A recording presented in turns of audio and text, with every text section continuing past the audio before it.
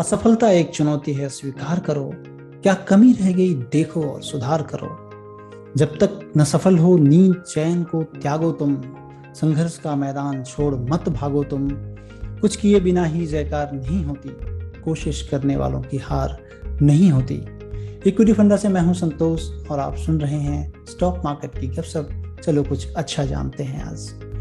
दोस्तों, आपने सुना ही होगा कि बहुत से लोग स्टॉक मार्केट में पैसा कमाने के लिए आते हैं, लेकिन एक बहुत मोटी रकम गंवा कर जाते हैं। एक बहुत ही खराब एक्सपीरियंस होता है उनको। ऐसा क्यों है?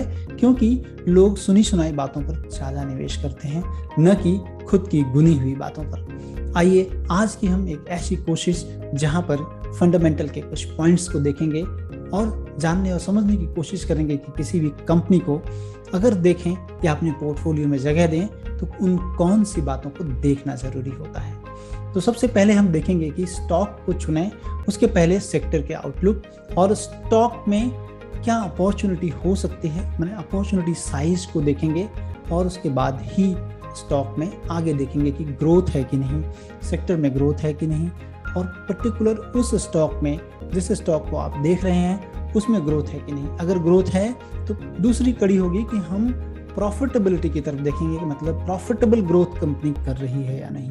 प्रॉफिटेबल ग्रोथ का मतलब कि कंपनी जो रिटर्न अपने निवेशकों को दे रही है उसमें कंपनी कितना रिटर्न दे रही है। मतलब अपने जो कॉस्ट ऑफ कैपिटल है, weighted average cost of capital से ज़्यादा रिटर्न ऑन इन्वेस्टेड कैपिटल आ रहा है कि नहीं। अगर आ रहा है वेल एंड गुड। और उसके बाद देखेंगे कि रिटर्न ऑन कैपिटल एम्प्लॉयड कितना है कंपनी का, 20% के ऊपर है कि नहीं। रिटर्न ऑन इक्विटी अगर 20% के ऊपर है तो ये पैरामीटर में फिट बैठती है। उसके बाद हम देखेंगे कि जो कंपनियां प्रॉफिटेबल ग्रोथ कर रही हैं उसमें कितनी इफिशिएंट हैं कंपनियां, मतलब कितना एसेट टर्नओवर कर रही हैं और कितना इन्वेंट्री टर्नओवर कर रही हैं। उसके बाद देखेंगे कि वैल्यूएशंस कैसे हैं। हम कोई महंगी चीज तो नहीं खरीद रहे हैं तो प्राइस टू अर्निंग देख लेंगे। अगर सेक्टर से ज्यादा है तो रुकेंगे। प्राइस टू अर्निंग हमेशा ग्रोथ के साथ देखें। अगर ग्रोथ ज्यादा है तो प्राइस टू अर्निंग ज्यादा मल्टीपल मार्केट डिमांड करता है। उसके बाद देखेंगे कि ईवी टू एबिटा रेशियो उनके पीयर्स के साथ कंपेयर कर लें। पीयर्स को कितना मिल रहा है वैल्यूएशंस, इस कंपनी को कितना वैल्यूएशन दिए जा रहे हैं। और अगर कंपनी प्रॉफिटेबल नहीं है तो कैसे देखेंगे, तो मार्केट कैप टू सेल्स देख लें।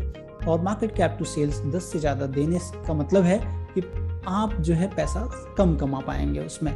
अब ये सारी चीज़ें हमने देख ली। उसके बाद हम देखेंगे कि कंपनी की जो प्रमोटर की पेडिग्री कैसी है, उनकी हिस्ट्री देख लें, गूगल कर लें, कंपनी के प्रमोटर के बारे में थोड़ी जानकारी कर लें।